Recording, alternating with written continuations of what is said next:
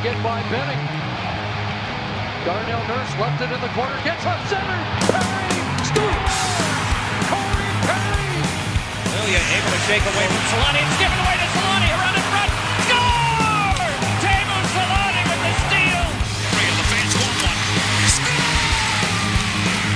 Off the floor! On the board! Paul Kariya!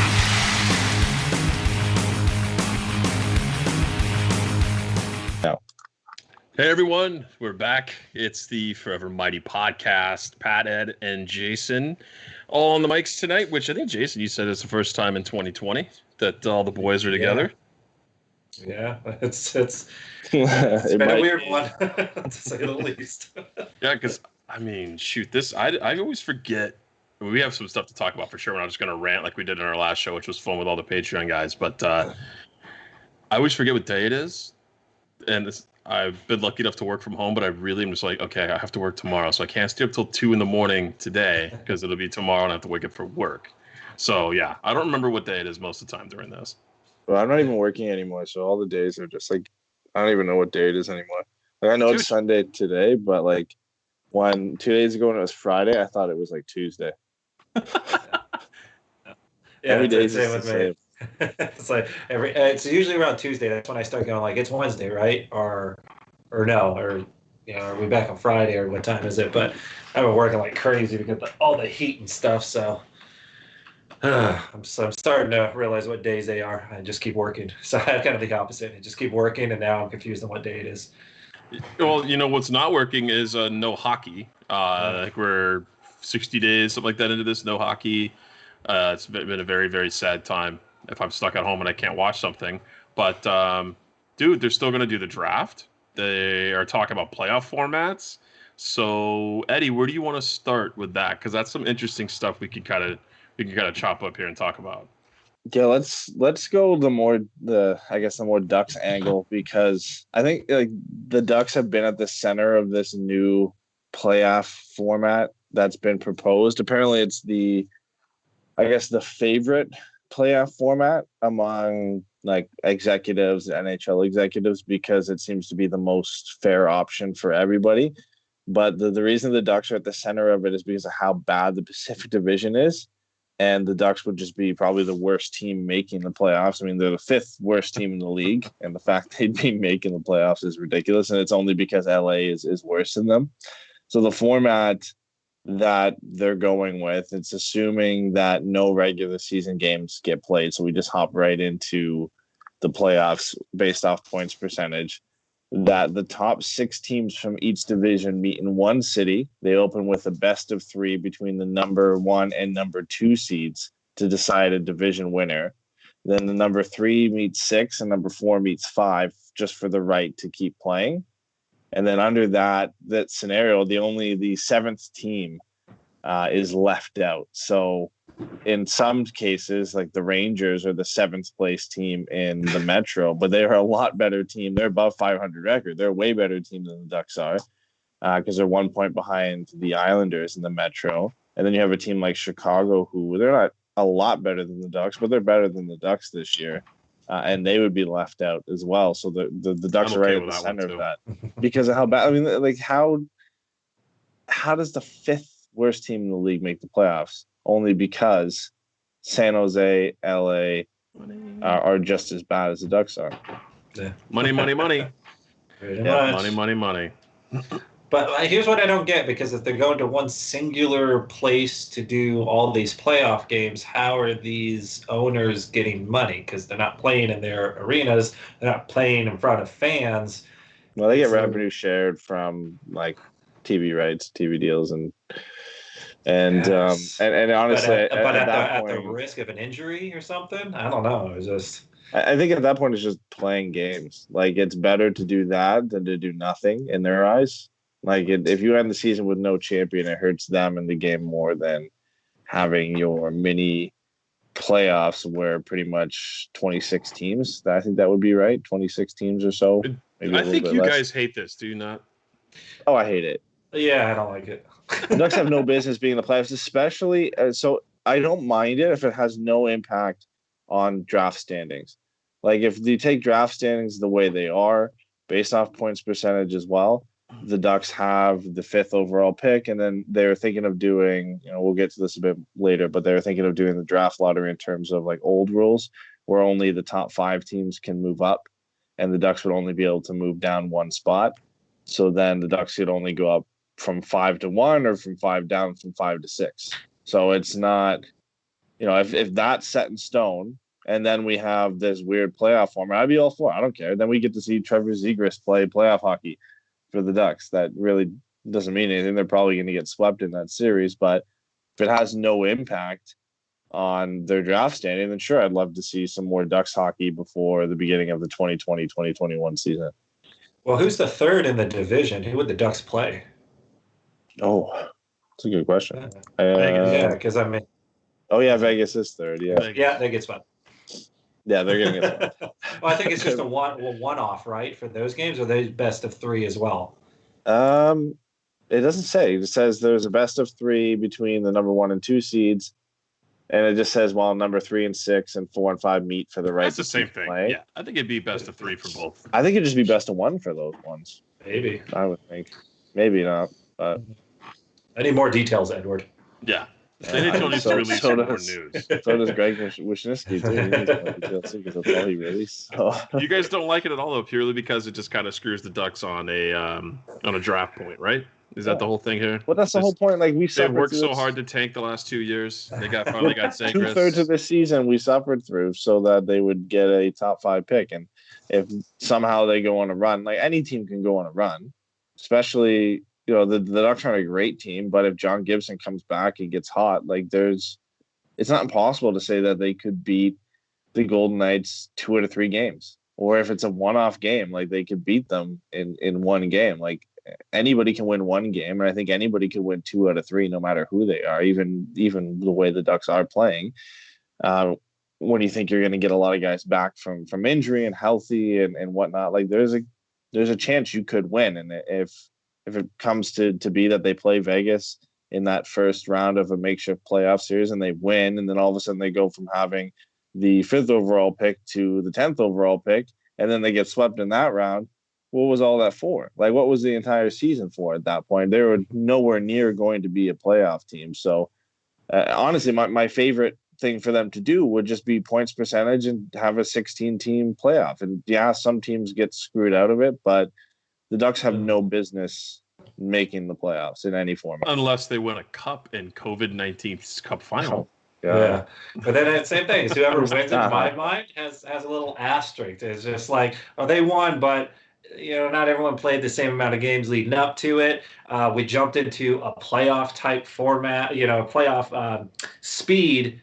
And you had like 2 months off where no one played, no one did anything. We couldn't go work out as a team and do anything. It's like, well, what if someone had all that momentum going forward, and now all of a sudden everything just dropped off, and teams don't get back into it as well. It feels less like an actual playoff. It just feels like, well, let's just throw something out there so we can say we did it and it happened. And I think that's what's going to feel like no matter what. Like, and if they go right into playoffs and no regular season games, that's what it's going to feel like no matter the playoff format. Yeah, like, they should, though. They should. Boston. They should just do it. Yeah, well, Boston point percentage wise is the best team in the league. But what if Boston just comes back from all this just not ready to go? Like, it's almost like a new season. And there are good teams who, like, look at Tampa, the way Tampa started the season. They weren't good for the majority of the season, and they got hot later on. Like, a very good team could come back from this break if there's no regular season game warm-up and just shit the bed and then make way for some other team to go through. And chances were that a team like Boston or Tampa would make a long run if everything had to stay the same. So I are we at the point where you just need to cancel the season and call it a day and see everybody in camp in September? I don't think so, not yet, because I think they're fully open, and we've seen the reports lately of moving the season, the 2020-2021 season back to November or December. So if they can't get this done in the summer, then we've already seen they're willing to play games in August or September, and if we get to that point, it would be just playoffs. But I think they still want to play regular season games. Like that's what I would rather see. I think that's the fairest way to do it. Even if you can't play them all, like No, they need why? some sort of warm up so that these teams can get back in Warm the up, get back into the groove, because otherwise it's just like I say, you're just jumping in, and you can jump in and be slow out of the gate just because. Hey, listen, we were training this hard for the 7 months leading up to this, and then all of a sudden just stop. You can't do anything, can't do any of that. Oh, jump right back into it, and we want you with playoff intensity. Well, they're going to do a camp, right? So if they come in May 15th, they have camp until June 1st. They get 2 weeks of skating, the team, all that stuff. Like, I don't think there's a real good way anyway to do it. So if you don't do it with doing the extra games to finish out the regular season, then you just do where everyone is and you just treat it like a new playoff. Hey, we're just going to do it. You get a best of 7, one plays 8, just the same thing as it's always been. Versus trying to come up with some, roundabout way for teams to make it that might have had a chance later. It's like, sorry, that's what it is. It's either nothing or we just do the points percentage, because I think that's the fairest way if you just jump into playoffs versus dancing around and coming out with the most off the wall idea of 26 teams making it, and now we're going to change it to best of 3, but the first 2 are just playing to be the top, and then the others. I'm game, 4. dude. I'm so game for this. So, like, even it's if too damn confusing. Give me all the trash. Give me all the trash Yeah. ideas Well, and just do it. If this thing it's with the greatest story with the Ducks making it, like if this thing with the Ducks making it is the fairest way possible, there really is no fair way possible, because you got a team like the Rangers. But this is not. But this is based on points percentage in like a weird division format so that they can play division games. But then you got a team like the Rangers, who, like, no matter what, somebody gets screwed over, right? Like the Rangers were a borderline playoff team. They were close to holding onto a wild card spot, but because the Metro is so good and they're 7th in the Metro, that they get bounced out to a team like the Ducks, who are way worse than them. Like there's literally, with no regular season games being able to be played, then there's really no fair way to just jump right into playoffs. Like no matter what, somebody's getting screwed. Like that's just gonna happen. I think the NHL. Sometimes you got to take one for the team, man. Yeah, everyone takes it. As long as you're not the one taking it, right? Then you're fine. Basically, if you don't agree with jumping into the playoffs with points percentage, you should just end the season. Yeah. If you're worried about someone's feelings being hurt, then just end the season. Say, right, we're not coming back. We're done. You have to put that on the table. I think it's gonna be on the table. Yeah, eventually it's gonna go on the table to players. It's gonna be like, you either cancel the season or you go based off points percentage. And sorry, I think Rangers, Columbus, whoever, Vancouver, those teams who just miss out, you're out. Sorry. Like, Rangers are screwed no matter what. Yeah. Can we just kick the Islanders out and let the Rangers slide in for them? I hate the Islanders. No, I can't. Sorry. I hate their fans too. I hope they never win another game in the history of the sport. That's so That'd be a first. That'd be a first. I hate it would be a first, yeah. I still hate them. So, playoffs, all in favor of this say aye. So there's no ayes. So we've already talked about before too, like what we propose. The easiest one would be points percentage, and they need to give a date. If we can't figure this out by June 1st, season's done. Have your summer.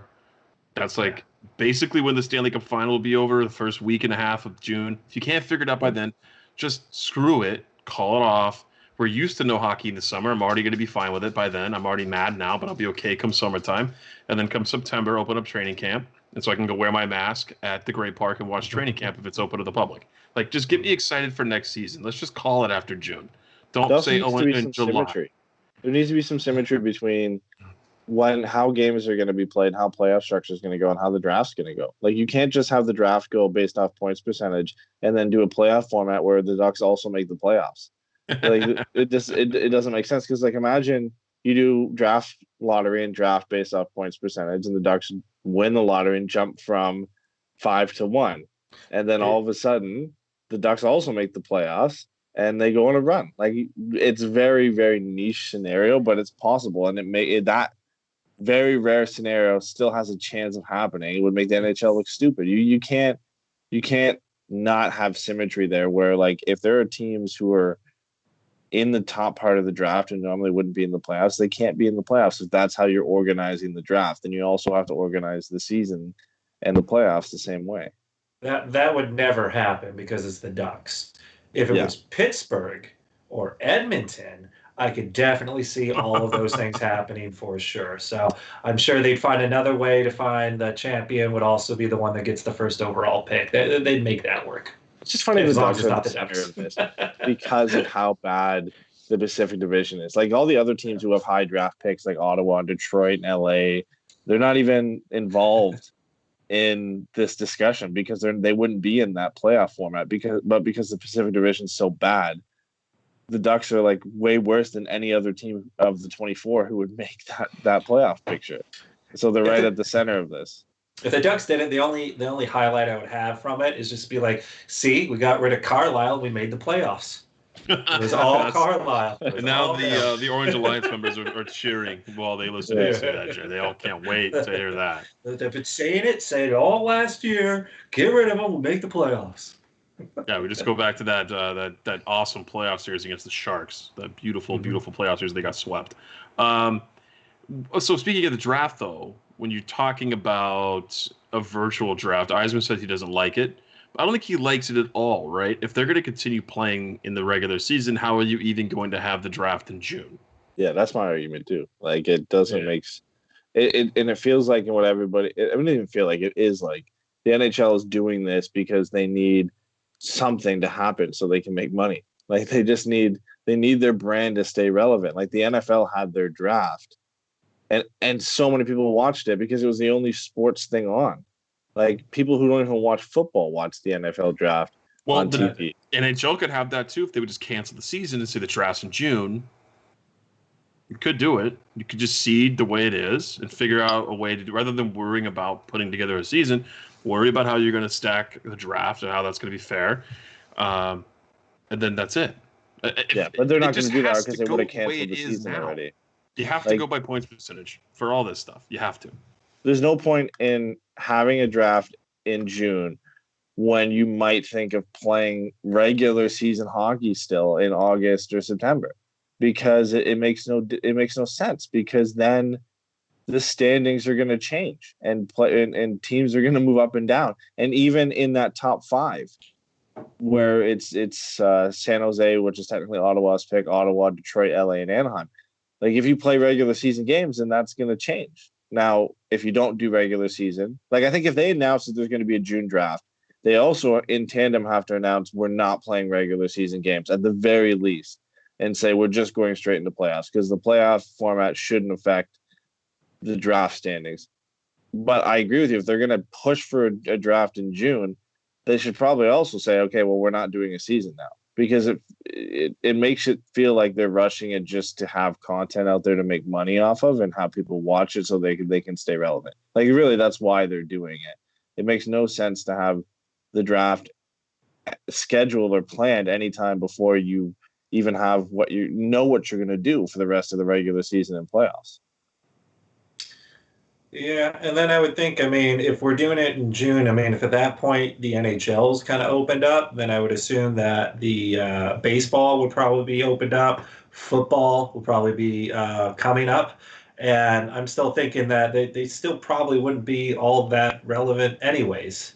I think everyone else, would probably end up starting to go to those other sports in the first place rather than watching, a haphazard playoff thing to just throw teams in there and try and make it work. It's just, in my mind, it's like, yeah, it sucks, it blows, but it's over. Quit stringing this along like, oh, it might happen, we might do this. It's at this point, like Pat said, I mean, it's almost to the point where the season would be over anyways.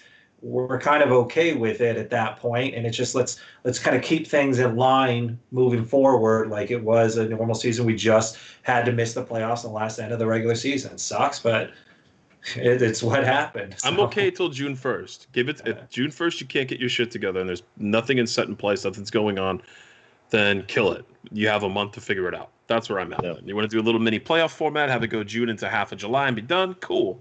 If you can't figure that out and it's reasonable, then just cut it. And I understand that reasonable is subjective, but I think if it's not points percentage, it doesn't matter. What would you guys think, though? This is just throwing it out there. I'm not saying I think it's the best idea, but it kind of goes, it's a throwback. Take the top 8 out of each conference and not go by division. Do it by points percentage rank them 1 through 15, 1 through 16. That's it. And the top 8 from each go and play. If you didn't make it, you didn't make it. I would be fine with that, but I also would be fine with just take the top 16 teams from the league based on points percentage and just throw them into the playoffs. Because if you're playing in a neutral site, why does it matter if it's West versus East? That's true. It doesn't matter at all. That would be my preferred one. But if they do want to have 8 East, 8 West, then I'm fine with that. That would be my second choice to have that. I think that's probably the fairest way you could ever do it. They should probably go back to something like that, but at least right now. Well, then what happens when it's the final 4 teams and someone wins and they're supposed to get the conference trophy? True. It's like 4 East teams. It's like no one gets it. Yeah, that'd be good trivia. Yeah, but like if you have to asterisk that trophy, it's not the end of the world, right? Like you have to say, oh, sorry, there was no Prince of Wales trophy this year. We're not doing. At least we have a Stanley Cup champion. Yeah. You know what's funny too about this draft comment is it's coming from the guy who's the least benefit to having the draft in June. Like Yzerman and Detroit have pretty much locked up that first spot, so he can come out and say whatever he wants. Like he doesn't really need to come out and say, "Oh man, I want to wait till the season's over to find out." Like Detroit's not going to move from that spot. Like we could play all the rest of the regular season's games, and Detroit's probably going to lose 90% of them. They're still going to stay in that spot, but he still comes out and says that he hates it. Like. It's bad when he comes out and still says he hates it. And no matter what, he's going to hold on to that first spot. It's not like he's saying that because he's worried that, if we play regular season games, Detroit's going to move out of that spot. Like, there's no way. I think they have that 20 points in the bag right now. Well, might matter. They've got second round picks from Edmonton and Washington. Yeah, I mean, maybe there it might matter. But, I mean, at least for the first overall pick, like, doesn't change too much. But again, even for the Ducks, if you go points percentage right now, that first round pick they got from Boston goes from potentially it's gonna end. It was going to be anywhere from 28 to 31 to begin with, but it will be for sure number 31 because Boston has the best points percentage in the league if that's the way you finished it. If you don't base it off playoffs or anything like that. So we're all in agreement here. It's points percentage, either the entire league, top 16 go, or to make it fair, even though it's being played at neutral sites, we go 8 East, 8 West. And if the teams are exactly same record, exactly tied, have them play a one-off game, whoever wins goes. Like, let's just get the show on the road. Let's just do it. Yeah, that's what they do in baseball. The last 2 teams in on each side get to play for the right to play on. They need to make the damn decision and just say, this is what we're doing and we're going to do it. So that's what I'm saying. Cut the season in June. Nobody has though. That's the thing. Like the only leagues who have made the decision to cancel their seasons have been soccer teams. The French soccer league and the Dutch soccer league canceled their season. But even those different countries in their different leagues can't decide. Like the French league has canceled their season, and then the English Premier League is like, no, we're going to try and play in May or in June. So again, and for them, it's about money because they make more money than any league in the world. And for the NHL and for the NBA, it's about money. Like that's all it's about at this point. Hundreds of millions of dollars on the table. Yeah. I read an article that it's cost, or the canceling of sports worldwide. I don't know if this was just North American sports. I don't know I doubt it is including soccer. So probably just the big 4 is going to cost around $12 billion that you just lost in revenue and in just economic impact from all the sports leagues canceling down, obviously other than the NFL because it was already done. Mm-hmm.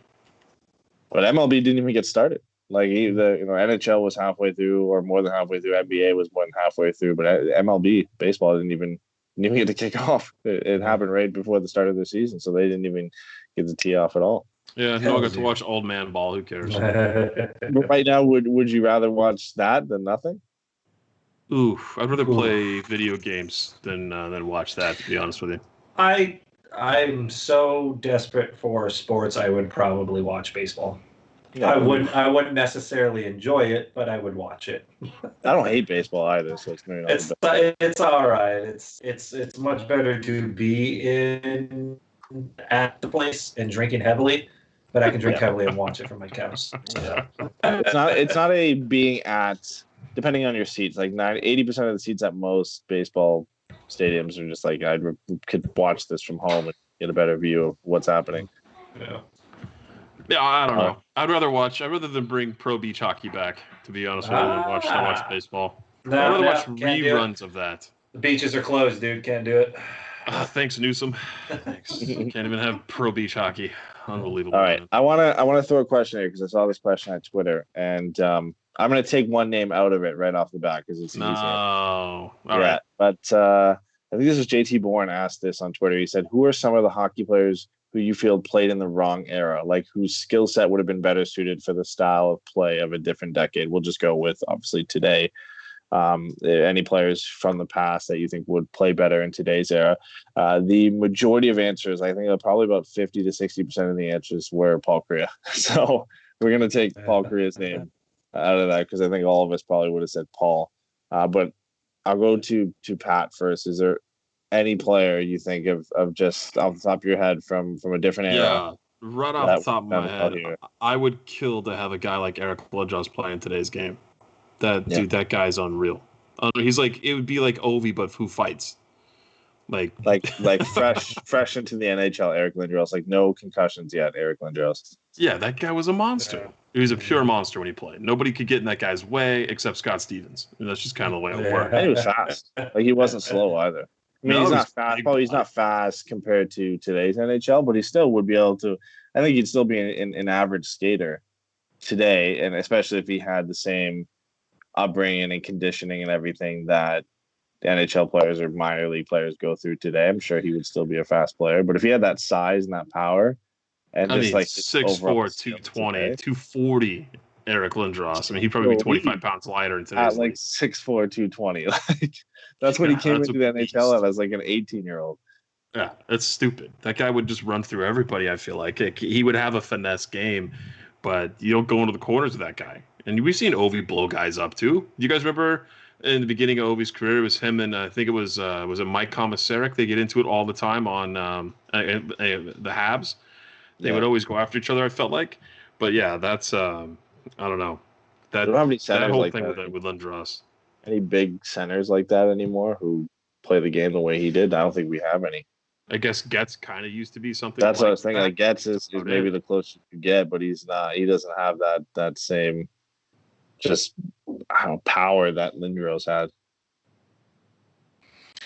I would say Pavel Bure. I mean, if you think about today's game, it's quite, it's about speed, quickness with your hands, and creativity. And he had all of those things at a whole nother level just in that game. And I think he would do even better in a game like today, where same thing, he's maybe not going through so many injuries. I don't think most of his stuff was concussion stuff, but the fact that he did those things in that era where that was kind of frowned upon and you didn't really get that freedom and there was a whole lot more of the hooking, the interference, that sort of deal. If you could just let that dude skate full bore and come up with all his own tricks that he used to do way back when, I mean, that guy was just so creative, so quick, so skilled. I'd love to see what he could do if it was opened up for him. Yeah, along with Kariya, Bure was the second most popular pick. Like, he would be dynamic today. I mean, obviously, pretty much all of these guys that we're going to mention are Hall of Famers anyway, so they would probably do well in almost any era, right? But a couple of other guys that I had written down were Sergei Fedorov, Alex McGillney, and Alexei Kovalev. I like the Alexei Kovalev one a little bit more because I feel like McGillney is kind of a similar player to Bure and just a kind of a skill set player, and obviously Fedorov is too. And Fedorov did well in his era too. Like he's a Hall of Famer, but I like Alexei Kovalev because he was a unique player for his time. Like he was a big guy like Lindros was, but he had like the hands and the skill like Bure and like McGillney. I feel like if you threw him on a top line with a player like Getzlaf or a player like Sid nowadays, like he would just absolutely tear it up. Oh man, I don't know. I never really liked him as a player though. Did you watch him a bunch growing up at all? Or were you too young to watch him play?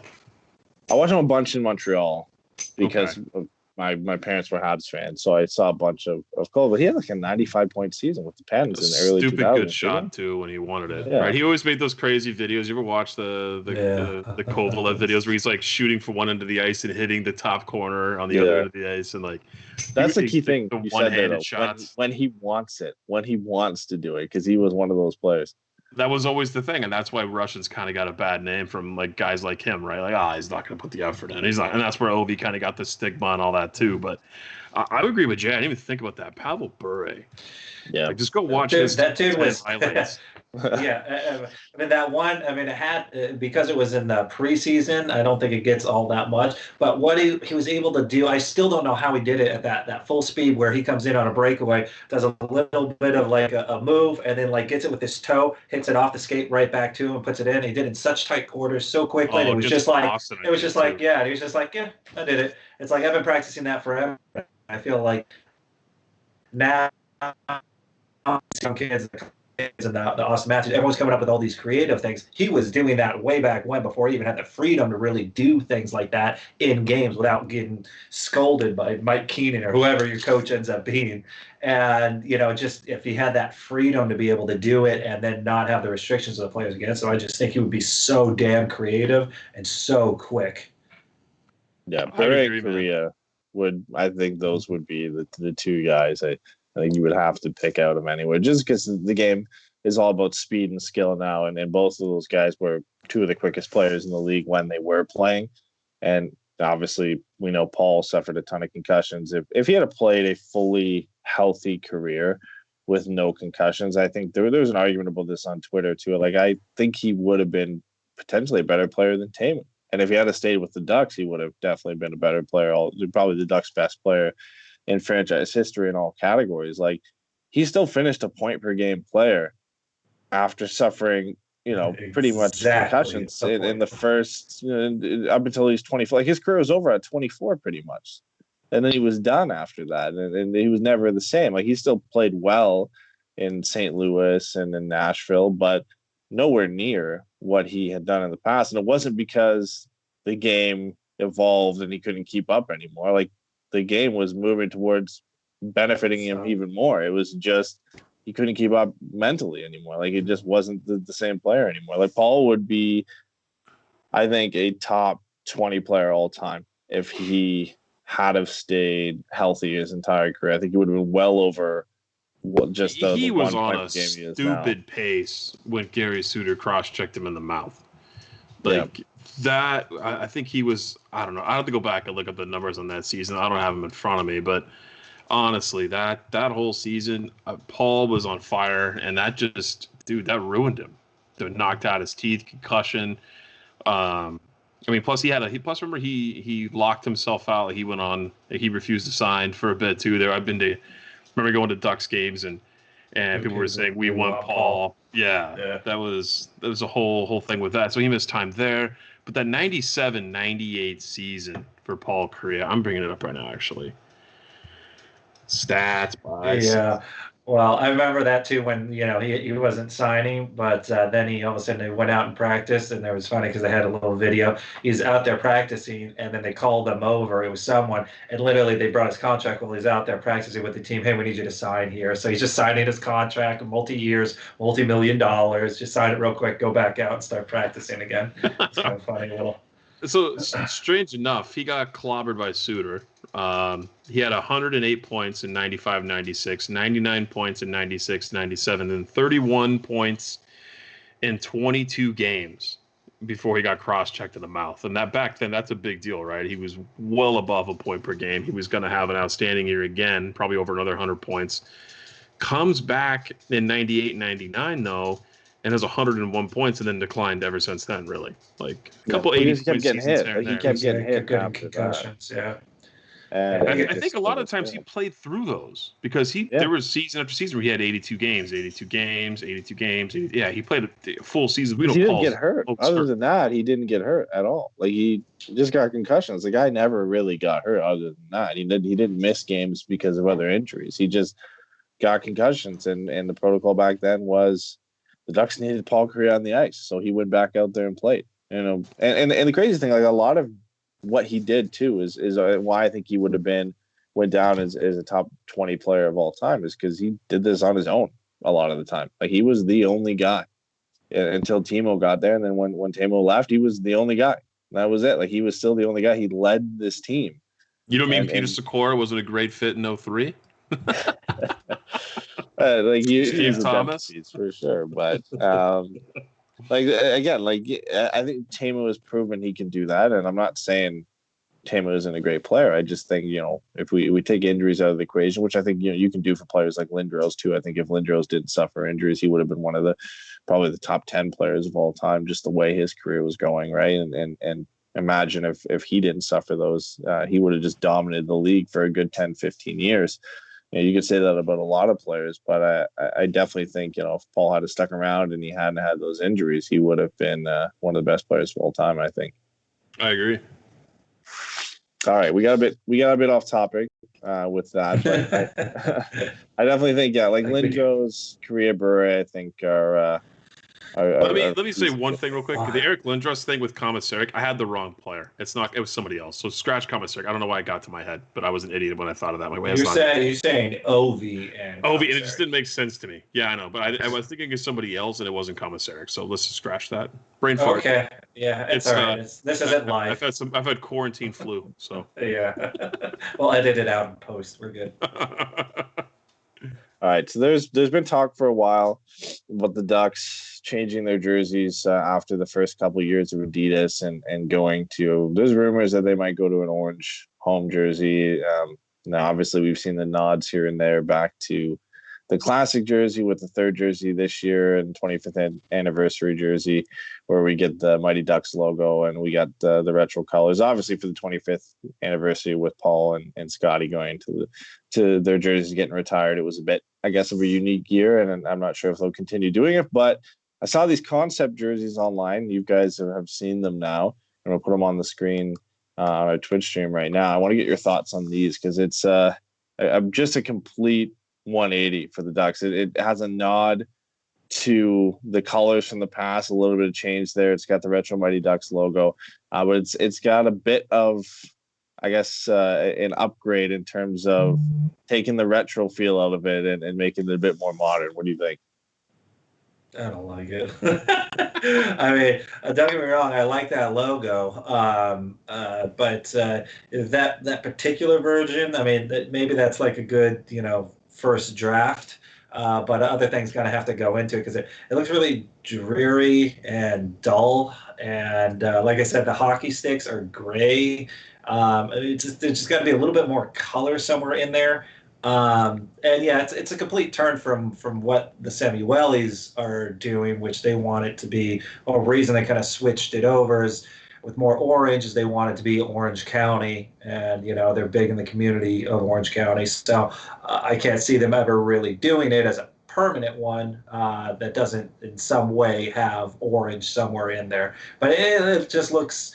It looks sad and depressing. It's like a sad little cloud over like what was a good logo. If they did like a Stadium Series or something like that, I wouldn't mind. I wouldn't mind seeing maybe those colors. Obviously, a different logo because usually Stadium Series they bring in a new logo. Can you pull these up on? I just sent it to our podcast group in chat on Twitter. But these are the ones that I like. I think they were the best ones that have been picked up for concept. I think I know which ones you're talking about, the orange ones, yeah. These are my favorite ones. If you're going to go another route and take a concept jersey, I think these by far take the cake for me. I'll pull it up for everybody here so they can see it. These are the ones. I think, like, if they go to, before I pull those up, if they go to... I like this better. They go to a jersey, like a new jersey, are you... thinking let's just change color, or are you thinking they should they also change logo as well? I like that logo, the old Ducks one. I like that logo. I like that.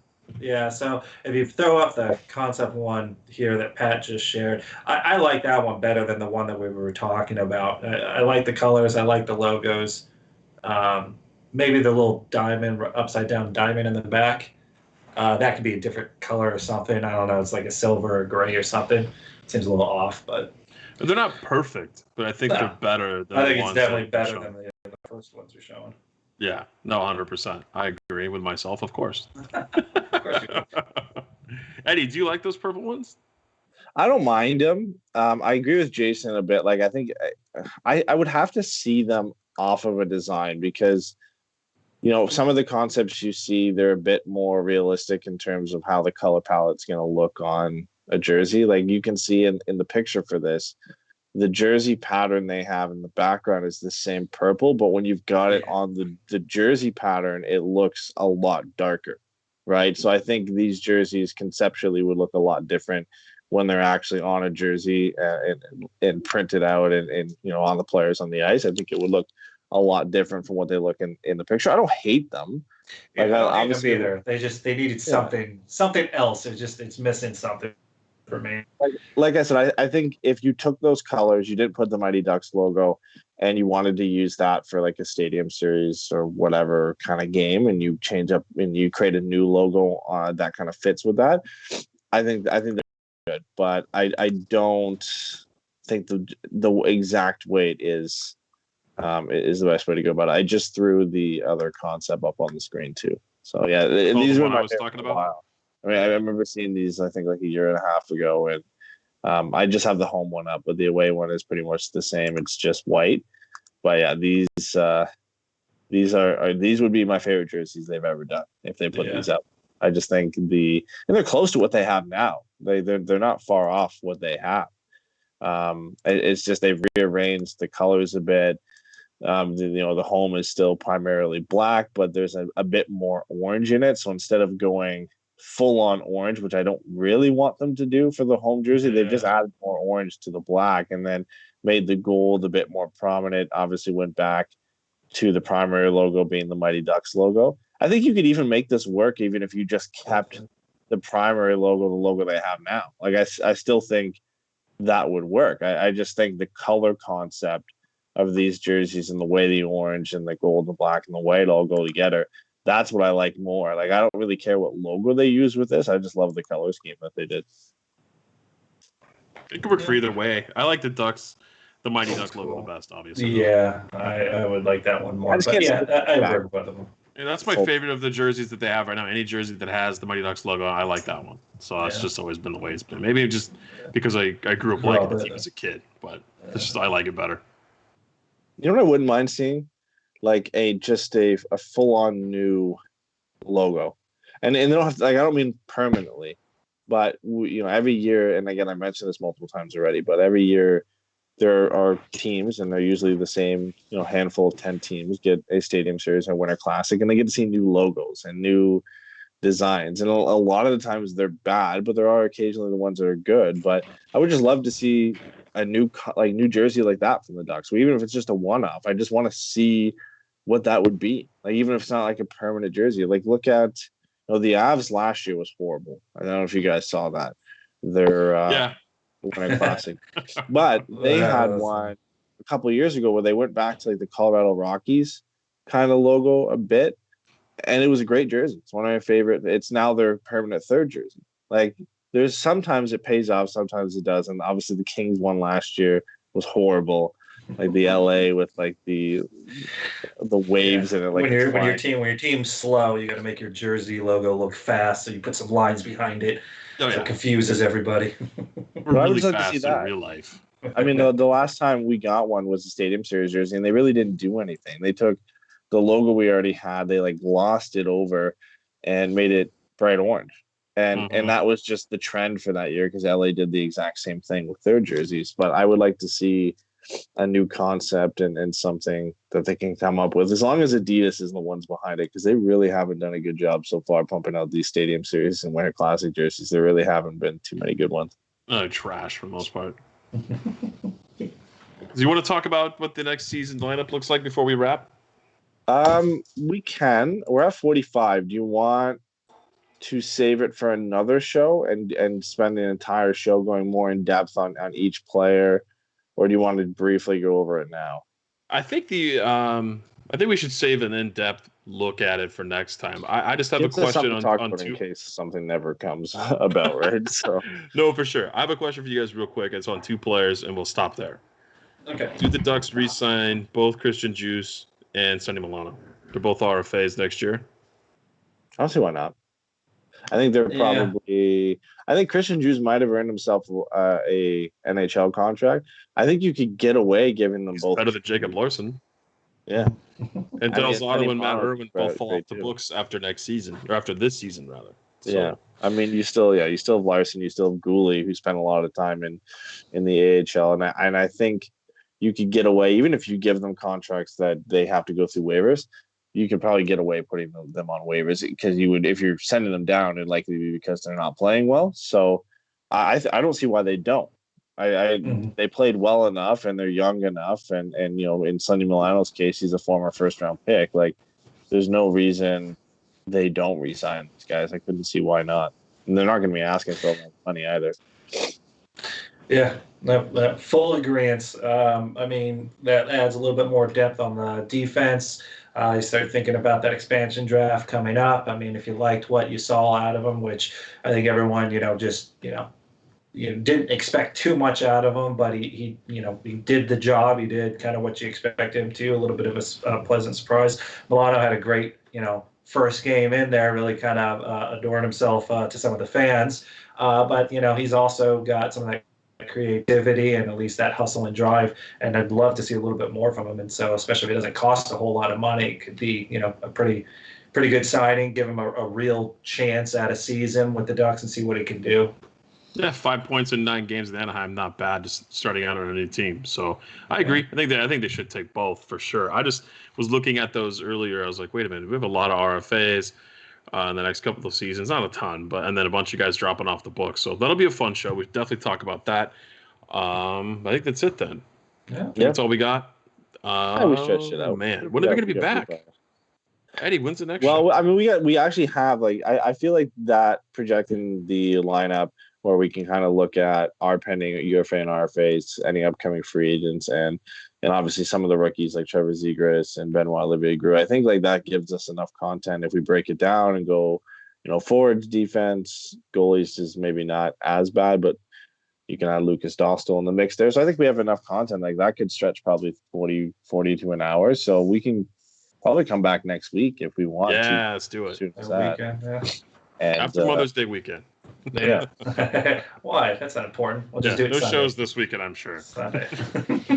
Yeah, so we'll pump that out in a week or two and have some more research behind it and have that show going. Maybe we can fill out our own projected lineups too and see how they kind of pair up and where we have certain guys. But I know we have stuff set up for Patreon too that we'll be pumping up. Yep. In the next Definitely doing that in the next week or two also. So, all right, everyone, thanks for tuning in. Stay tuned to Twitter mostly if you want to find out what's going on next. We'll be back in a week or so. Have a great one, everyone. Stay safe.